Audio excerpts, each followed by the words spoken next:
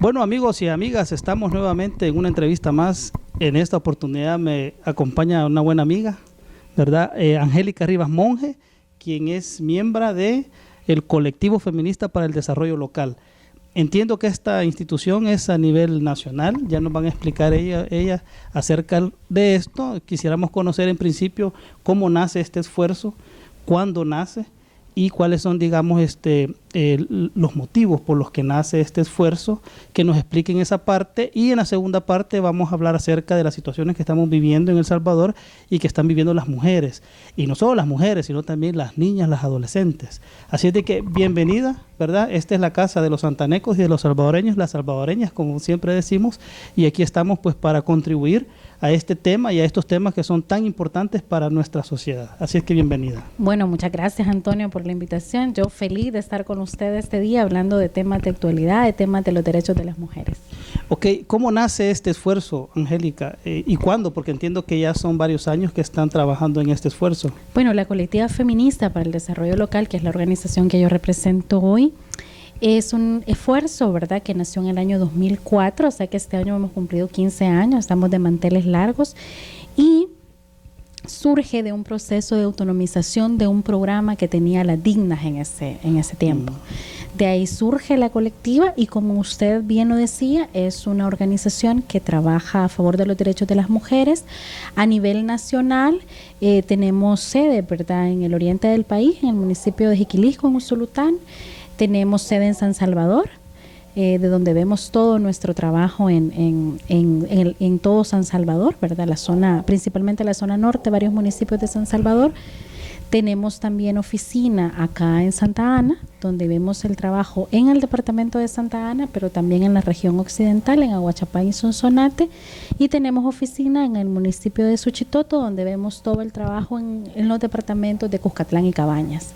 Entonces, digamos que intentamos cubrir, estamos en 86 municipios a nivel nacional con presencia.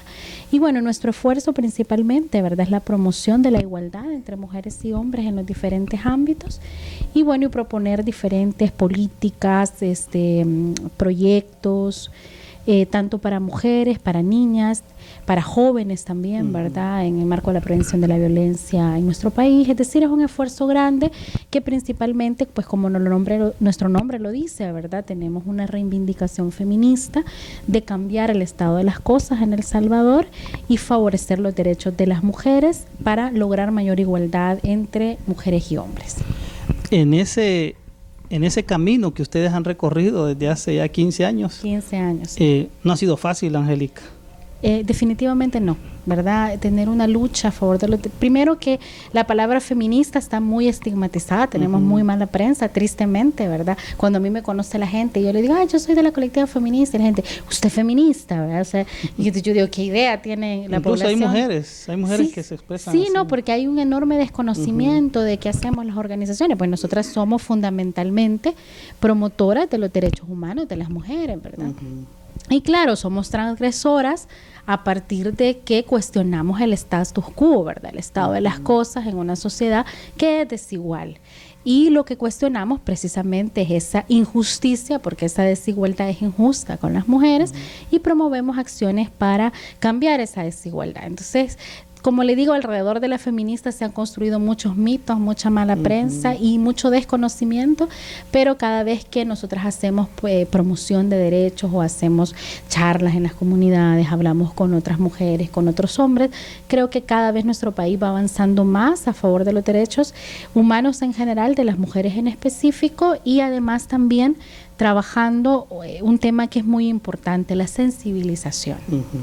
Ahora, en ese trabajo, entonces, me parece a mí que el mensaje no solo va para las mujeres, porque si estamos hablando de, digamos, de la búsqueda de igualdades, o estamos hablando de la búsqueda de equidades, estamos hablando que ahí se incluyen hombres y mujeres, pero es decir, el trabajo de ustedes va enfocado a las mujeres, pero que el mensaje debe de ir, digamos, a toda la sociedad. Correcto, de hecho, a veces no comprendemos que las desigualdades nos afectan a todas las personas de diferente manera. Las desigualdades de género, que son las que nosotras cuestionamos, también afectan a los hombres. Y pocas veces eso es discutido, ¿verdad? Y hay muchos grupos ya en El Salvador, afortunadamente, de hombres que precisamente se cuestionan eso, se cuestionan la construcción de lo masculino y cómo en países como los nuestros, ¿verdad? Como El Salvador, construimos a hombres y a mujeres y esta construcción les afecta también a los hombres en su desarrollo.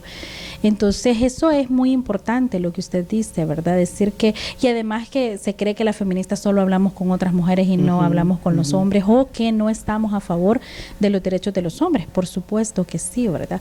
Sino más bien la propuesta feminista es una propuesta ante todo ética, de transformación de la sociedad para que las sociedades se vuelvan cada vez más justas. ¿Qué tan difícil es eso? Porque nosotros que trabajamos en este medio vemos y sabemos que transformar una sociedad cuesta, no es de la noche a la mañana.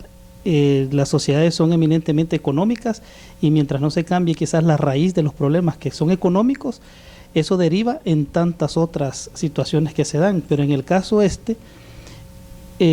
parecería ser de que también con la niñez se debería de trabajar en ese sentido, porque uno ve, digamos, en las escuelas, ve en las parvularias. Yo tengo una niña en parvularia y yo veo cómo se implementa el machismo desde la niñez. Claro. Entonces, ese es un aspecto que yo creo que se le debería dar más impulso. Incluso veo adolescentes que tal vez ya andan de novios por ahí. Un día de estos vi aquí cerca de la Universidad Nacional, aquí en Santa Ana, un caso. Yo le decía a mi hijo, que ya tengo un hijo ya mayor, y le decía, mira lo que acaba de suceder ahí.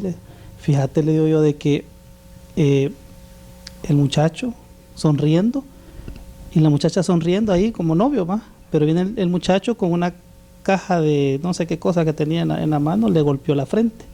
Y le digo yo, ese ya es un signo de violencia. Sí, una manifestación. Ajá, pero eso entre los adolescentes, entre los niños, está naturalizado. Está tan natural, es tan normal, que ya no lo vemos como un acto de violencia. Bueno, en ese momento todavía no se ve como un acto de violencia.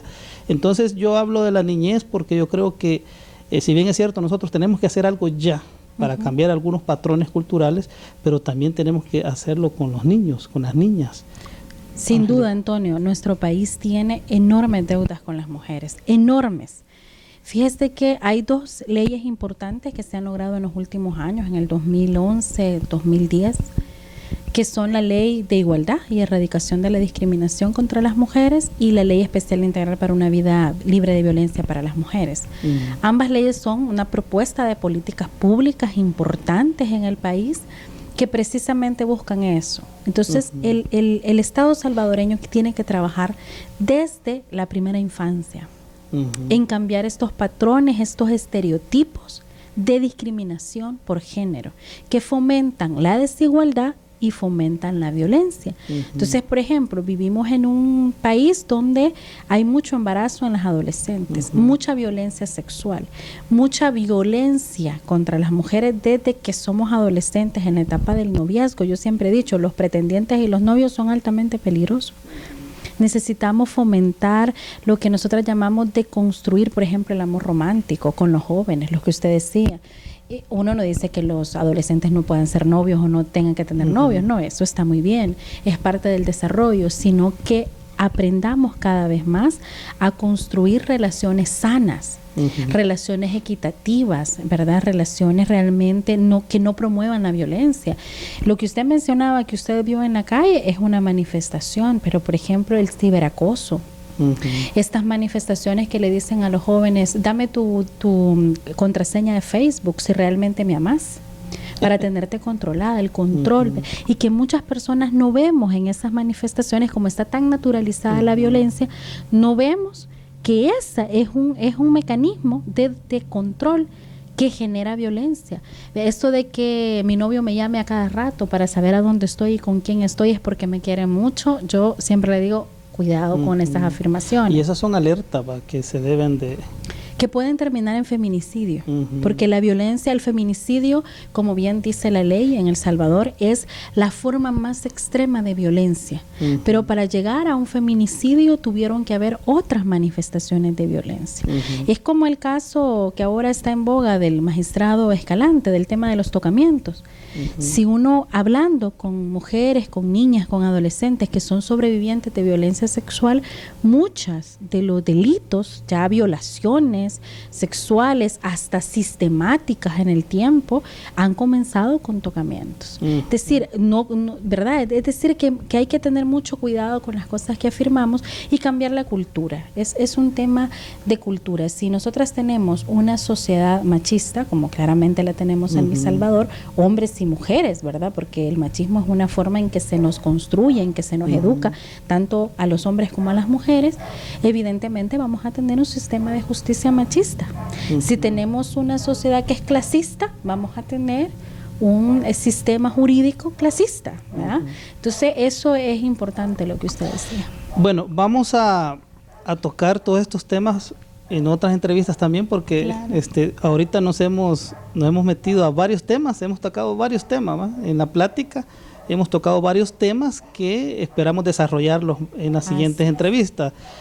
Pero yo quisiera, para que no se nos vaya a ir el tiempo sin hablar en el caso del magistrado, esta situación que se ha dado, porque esto indudablemente que repercute no solo en el caso de la niña que ha sido violentada, sino que también en el aspecto jurídico legal, es decir, en el aspecto penal, porque se habla en las redes sociales, bueno, ahora usted vaya y toque a quien sea, por donde sea, que no le va a pasar nada, pero eso no es tanto así, porque si es un pelado como nosotros, como decimos, ese sí rápido lo van a agarrar y lo van a meter al bote, pero si es un magistrado, si es tal vez gente de dinero, pues entonces no va a pasar nada. Tienen sus amiguitos ahí en el órgano judicial, tienen sus amiguitos en la Asamblea Legislativa, entonces no va a pasar nada. Entonces eso da, Angélica, para que se den otro tipo de situaciones, por eso digo yo, en lo penal, en lo jurídico, pero ese es un caso. También hemos visto en estos 2 últimos días el caso de un periodista, que se ha hablado del Canal 21, un periodista tan conocido, que también ha sido, se ha explotado pues esa bomba, por decirlo de esa forma. Entonces, ¿cómo lo ven ustedes? Primero el caso del magistrado, desde el punto de vista también de lo jurídico, ¿verdad? De lo penal, se escucha, se lee en las redes sociales que la familia de la niña pues ha salido del país, ¿verdad? Que fueron amenazados y tuvieron que salir del país. Entonces, hasta ahí llegan las consecuencias de no respetar realmente las leyes o de no aplicarlas. Entonces, ¿cómo ven ustedes ese caso? Y cómo ven también el caso de los acosos, que es de lo que se habla en la situación del periodista de Canal 21. Sí, mire, primero decirle en relación a los 2 casos que a las organizaciones no nos extraña este tipo de situaciones. ¿Por qué? Porque tenemos una idea que hay que eliminarla del imaginario colectivo de quién es el agresor.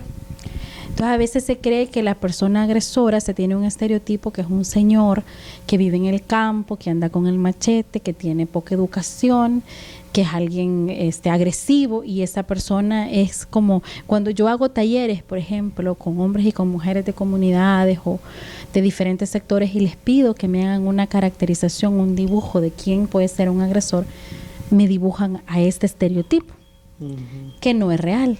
Un agresor puede ser cualquier hombre en El Salvador, y cualquier hombre connotado en El Salvador.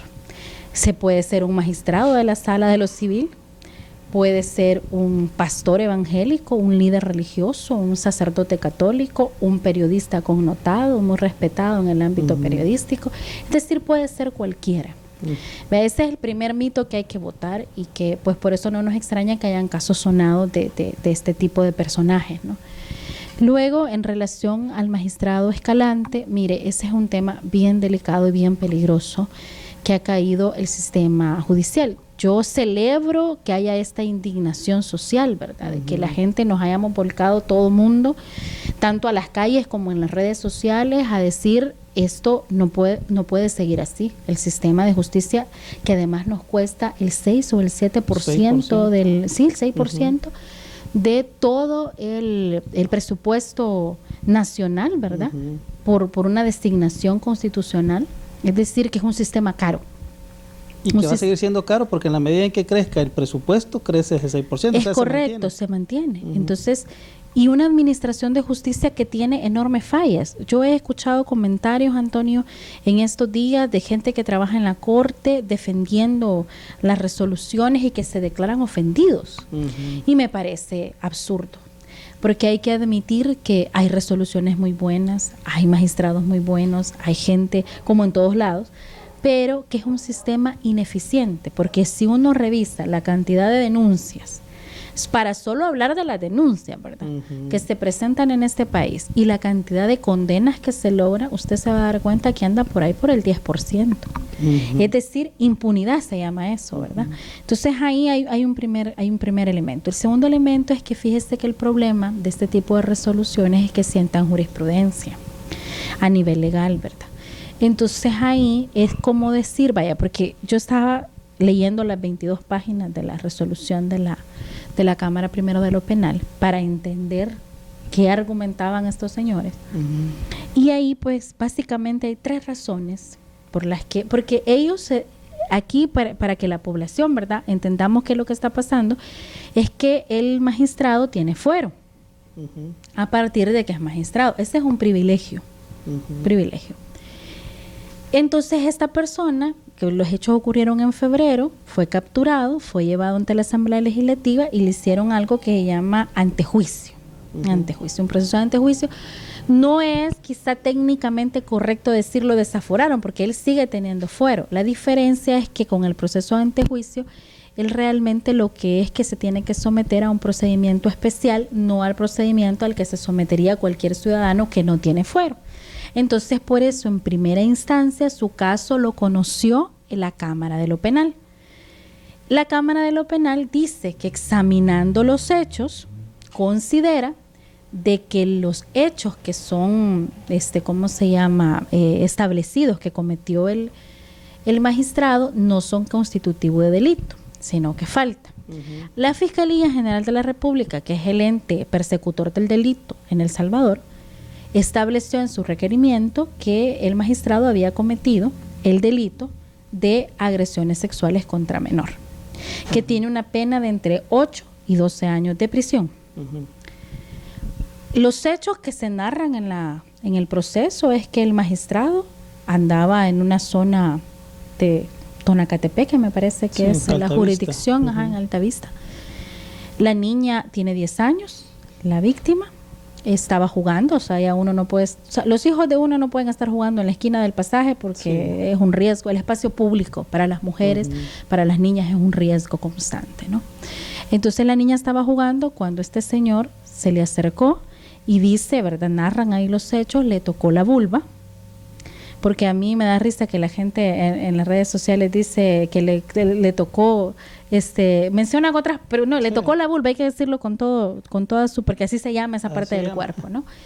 Y dice, hubo un rozamiento, pero que esos hechos, dice la Cámara, no son constitutivos de delito, sino de falta, y arguye 3 razones, 3. La primera, que dice que es una zona del cuerpo donde existe ropa. Primer problema. ¿Cuál es el mensaje o la interpretación que uno saca de esto, Antonio? Que entonces, si existe ropa, no hay delito. Yo me permití traer impreso el delito, lo que dice el delito, ¿verdad? El artículo 161 del Código Penal, y dice: la agresión sexual realizada con o sin violencia que no consistiere en acceso carnal en menor de 15 años de edad o en otra persona aprovechándose de su enajenación mental, de su estado de inconsciencia o de su incapacidad de resistir, será sancionado con prisión de 8 a 12 años. ¿Dice ahí que sea con ropa o sin ropa? No lo establece la ley. Entonces, sentar un precedente de que no hay una agresión sexual solo porque la víctima tenía ropa es sumamente delicado. Después dice la Cámara que es instantáneo, es decir, que solo duró un instante. ¿Dice la ley que tiene que durar un tiempo determinado? No, queda a interpretación de los juzgadores, ¿verdad? Es decir, que si es rapidito, no es delito. Ese es el mensaje, pues que por eso hay indignación, ¿verdad? Y el tercero dice que fue en un lugar público. Es decir, que para que se constituya tiene que ser un lugar privado. A contrario sensu, uno entendería eso, ¿verdad? Entonces, realmente a nuestro juicio efectivamente existe el delito de agresión sexual. Está ahí establecido. Los hechos narrados, está claro que esta fue una manera de interpretar muy mal interpretada de parte de estos juzgadores, ¿verdad? Y cuando lo rebajamos a falta, que solamente son, aquí traje el artículo, 3 años quizás. 30 días multa, o sea, estaríamos hablando una cosa de ¿qué? $300, no sé cuánto sería, 30 días multa, ¿verdad? Que además, quiero decirle que los delitos de falta, que los conocen los juzgados de paz, hasta permiten el perdón judicial. Es decir, que si yo llego procesada por una falta y yo explico ahí las razones, el juez me puede decir, vaya, le doy el perdón judicial, no se preocupe, como es la primera vez, usted no ha cometido otra falta y adiós. O sea, una cosa rápida, sin mayor situación. Y lo más que me puede pasar es que me ponga una multa económica, ¿no? Es decir, vea, entonces, claro, la población se indigna, porque los hechos son graves. Y además, porque uno de los argumentos que dice la Cámara, que tiene que ver con esto, es que se aprovechó el descuido, porque es que el artículo de la falta, cuando lo rebajan a falta, el artículo 392 del Código Penal dice: será sancionado con 10 a 30 días multas el que en sitio público se desnudare o bañare desnudo. Ahí eso no aplica. Entonces dicen los jugadores, y de ahí sigue el segundo, el tercero, entonces dicen no, entra en el cuarto, dicen los magistrados de la Cámara. Y el cuarto dice: el que aprovechándose de aglomeraciones públicas o del descuido de quien transita por las calles o los lugares públicos, realizare tocamientos impúdicos. Es decir, usted va a un concierto, usted va al Estadio Oscar Quiteño a ver al FAP, ¿verdad? Que son cosas que pasan, es decir, esto es una realidad, ¿verdad? En el bus, es decir, los espacios públicos son propensos para hechos de violencia. Entonces, ¿cuál es el problema? Que el decir que es constitutivo de este delito es establecer, ver a la niña de 10 años como una adulta, cuando tiene 10 años. Eso es lo que no tenemos que olvidar, ni tampoco los magistrados debieron olvidar, y que yo espero que ahora que la Fiscalía apeló, porque ahí con el tema de la apelación hay otra situación jurídica, ¿verdad? Que hay gente que dice que está bueno que la Fiscalía apelara, otra gente dice que no, que la Fiscalía solo está haciendo un show, que como le están presionando socialmente, el fiscal quiere quedar bien. A mi juicio es lo que procede, ¿verdad? A mi juicio legal es lo que procede, ¿verdad? La apelación, porque el Código Penal, bueno, es claro, ¿verdad? Y el procesal penal, que dice que el recurso de apelación se tiene que presentar contra autos o contra resoluciones que den por finalizado un proceso. Y en el momento en que la Cámara dice de que no es un delito, sino que falta, y lo manda a conocimiento del juez de paz respectivo, en ese momento acabó la causa, dan por terminada la causa por delito. Entonces, a mi juicio, legalmente, procesalmente, sí procede el recurso de apelación, y lo menos que podía hacer la Fiscalía era presentar el recurso en tiempo y bien hecho, ¿verdad? Ahora, hay ese otro elemento que usted decía, que yo estaba leyendo ahora en una publicación de una investigación que hizo el Faro, de que la familia ya no está en el país. Eso es efectivamente, nosotras como organización lo hemos podido constatar, ¿verdad? Porque en su momento le estuvimos dando acompañamiento a la niña y a su mamá, y efectivamente ellos no están en el país, ¿verdad? Entonces, esa situación es difícil, porque ahí no hay testigos, ¿verdad? Porque ellos son, la verdad, las personas que ya no están aquí. Entonces, eso le pone el caso en un panorama un poco difícil. Si en este momento que se ha presentado el recurso de apelación, y a la apelación, pues efectivamente se resuelve a favor de la Fiscalía, en ese caso, digamos, estaríamos ante este problema, aunque la Fiscalía tiene que seguir con el proceso, porque al volverlo nuevamente delito, ¿verdad? Legalmente hablando, el caso es de acción pública, entonces la Fiscalía lo puede seguir aunque no estuvo la niña, ni su mamá, ni su familia en el país. Bueno, interesante, la verdad es que uno se queda hasta calladito, pues, porque es interesante toda esta situación que estamos viviendo en el país, y muy bien cómo manejan ustedes toda la información. Yo pues les felicito muchas gracias, Antonio. Porque la verdad es de que necesitamos de que esto se conozca, de escudriñar, porque de alguna manera se ha vuelto igual en la cultura nuestra, se vuelve tan amarillista estos temas, de repente se tocan en las redes sociales o en los medios de comunicación como algo para ganar rating y no para dar elementos que realmente vayan contribuyendo a subsanar algunas problemáticas, algunos huecos que tenemos en la sociedad. Es que mire, Antonio, esta es una demanda histórica del movimiento feminista, esto no es de ahorita, es desde que el movimiento feminista existe.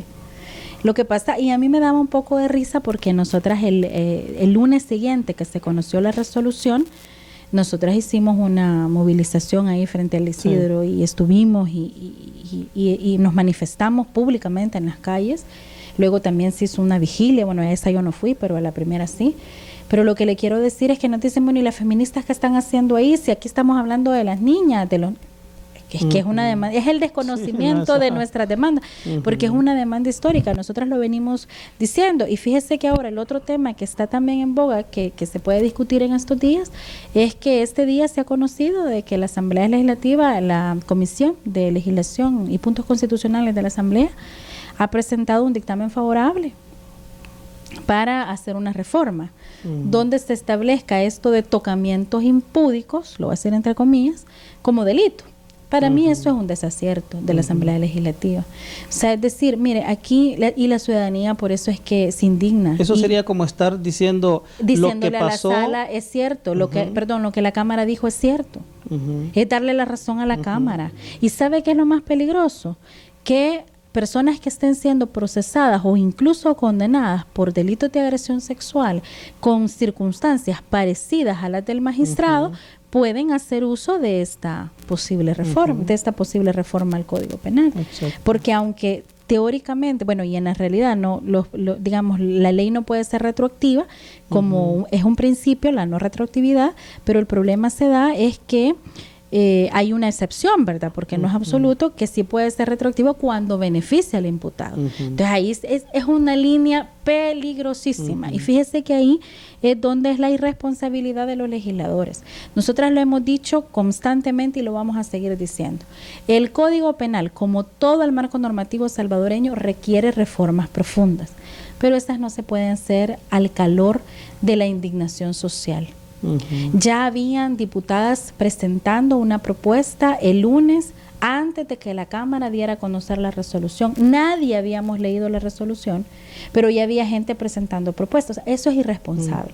Vean, nosotros como organización le hemos propuesto a la Asamblea Legislativa hacer un intergrupo, es decir, que hayan diputados de todos los partidos políticos para estudiar reformas. Precisamente eso, porque conocemos de primera mano si el caso del magistrado se ha hecho tan grande, porque es un magistrado de la sala de lo civil, pero este tipo de mala aplicación del derecho ocurre exageradamente en el país, más de lo que nosotras quisiéramos, porque a mí me han dicho, ¿verdad? Me han dicho, mira, Angélica, deja de estar hablando cosas porque pareciera que es que los magistrados lo hacen con mala intención, pero este es un problema que no es solo de los jueces, sino, y yo les he dicho, es que yo en ningún momento digo que es un problema solo de los jueces, es de un sistema estructural que hay que cambiarlo, ¿verdad? Y que, como le digo, nos cuesta el 6% del presupuesto. Entonces, es lamentable que hagamos este tipo de cosas en el caso de la Asamblea Legislativa porque aprovechan una coyuntura que no se debería de hacer a la ligera. Yo realmente felicito que se hayan sentado a proponer reformas, pero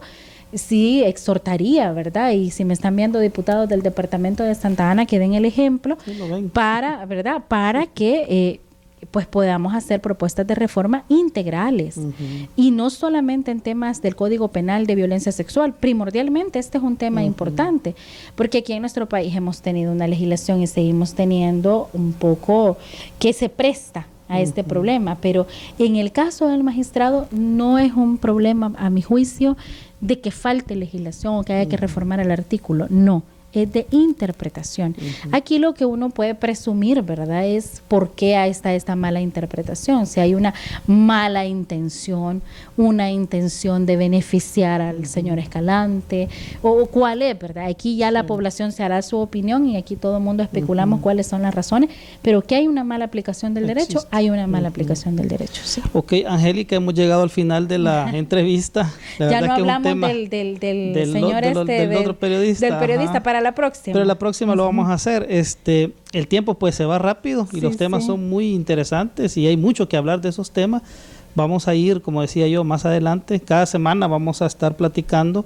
La idea es que se conozcan esos temas. Nosotros como Tu Padre TV estamos interesados y estamos comprometidos también a que esto se conozcan. Fíjense que yo en mi carrito le he puesto ahí. Yo lo vi aquí en Santa Ana, quiero decir que hoy testiga de primera mano que le ha puesto las niñas no se tocan. Sí, que es un delito. Entonces, fíjense que hay muchas personas que me pitan y me dan el ok, va. Sí. Pero también uno se fija, uno es hombre, ¿va?